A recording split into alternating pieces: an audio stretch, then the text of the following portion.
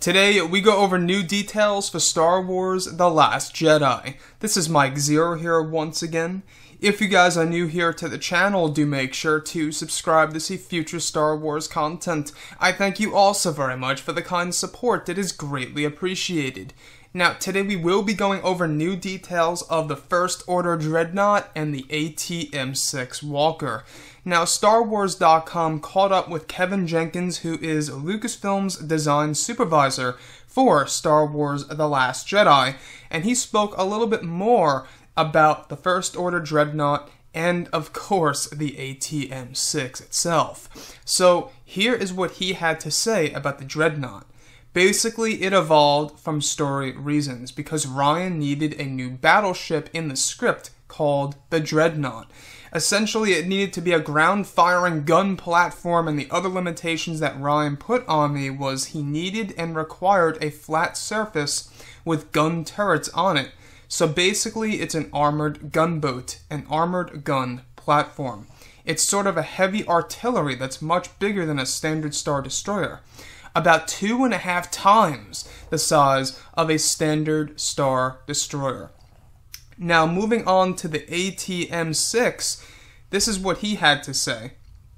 A Walker, to me, it's essentially a panzer tank mixed with a dog. One of the questions that tied us up a lot is the fact that they've been taken down by snowspeeders in The Empire Strikes Back, and it felt like everyone else is trying to avoid the problem of a four-legged version of a Walker because they had been defeated on Hoth.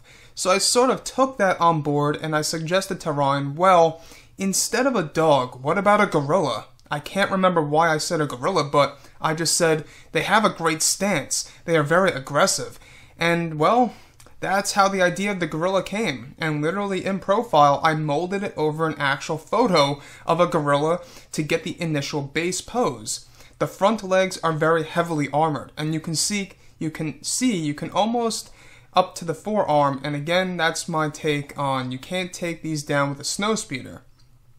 They've armored up with the front, or maybe they just cut the ropes because they are too big now. Also, the way they are balanced now is like a gorilla because their knuckles are turned backwards, and they've got these very high shoulders. They are a completely different poise. Maybe they could even sort of kneel down or something. So, there you have it, guys. That is the new details, or those are the new details on the AT-M6 Walker and the First Order Dreadnought. And I gotta say, it's very interesting to see how they came up with these ideas and what they are capable of, how strong they're really going to be, how big they really are.